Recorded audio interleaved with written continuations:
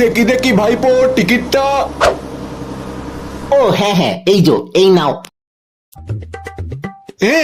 এ কি 500 টাকা? এটাই আছে আমার কাছে, রাখো তো। তাহলে এই নাও। এ কি, এগুলো নিয়ে আমি কি করব? সে ভাইপো তুমি বোঝো, আমি চললাম। উহ, বাবা গো, মরে গেলাম। এটা কি হলো? এত জোরে কেউ ব্রেক মারে? আরেকটু হলেই আমার পরাণ পাখিটা উড়াল দিচ্ছিল তোমাদের জন্য। আসলে ভাইপো তোমাকে এখানেই নেমে পড়তে হবে। কেন নেমে পড়তে হবে কেন? গাড়ি তো আর আগে যাবে না, আমরা বাইপাস রোড হয়ে বেরিয়ে যাব। চারিদিকে কি অন্ধকার রে বাবা।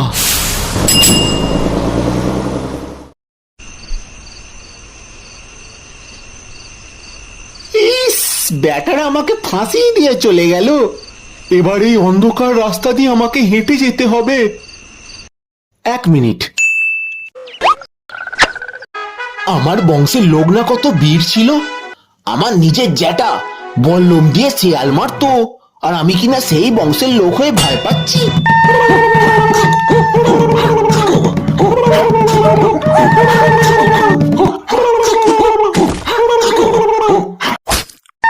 আর অন্ধকার দেখে ভয় পাবো কিনা সেই বংশের ছেলে আমি।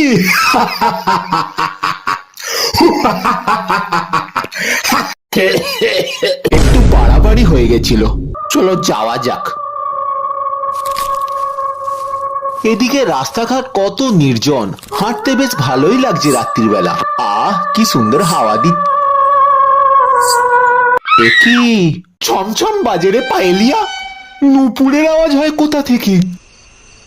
আমি যে তোমার ছি ছি ছি, কোন পেতনি আবার আমার প্রেমে পড়লো রে? বোধহয় আমার মনের ভুল। চলো এবারে যাওয়া যাক। অন্ধকারকে ভয় পাবো আমি, বীরের বংশের ছেলে?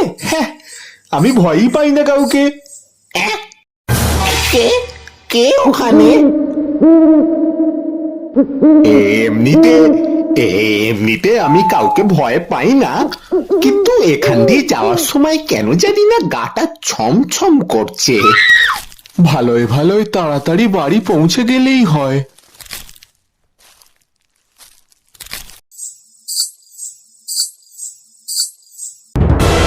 কে কে বলছি, সামনে এসো। যদি এক বাপের দুধ খেয়ে থাকো সামনে এসো। আমি কাউকে ভয় পাই না বলে রাখলাম।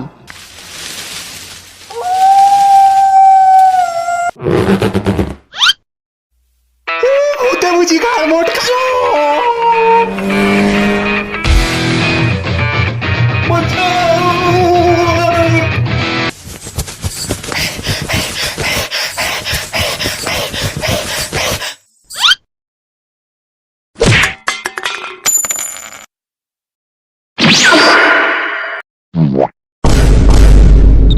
তাহলে এটার জন্যই নুপুরের আওয়াজটা হচ্ছিল।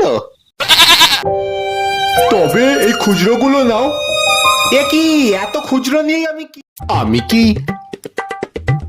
আমি কি সত্যি সত্যি ভয় পেয়েছিলাম নাকি? আমি তো ভয় পাবার অ্যাক্টিং করছিলাম মাত্র। আমি ভয় পাবো ভূতকে? হ্যাঁ, আসুক তো দেখি ভূত আমার কাছে। এক ঘুষিতে যদি না শুইয়ে দিয়েছি। আমার নামও নোনতা। বাবা গো, দেখি দেখি ভাইপো টিকিটটা। ও হ্যাঁ হ্যাঁ, এই যো, এই নাও। আমি যে তোমার ছি ছি ছি, তুমি যে তোমার ছি ছি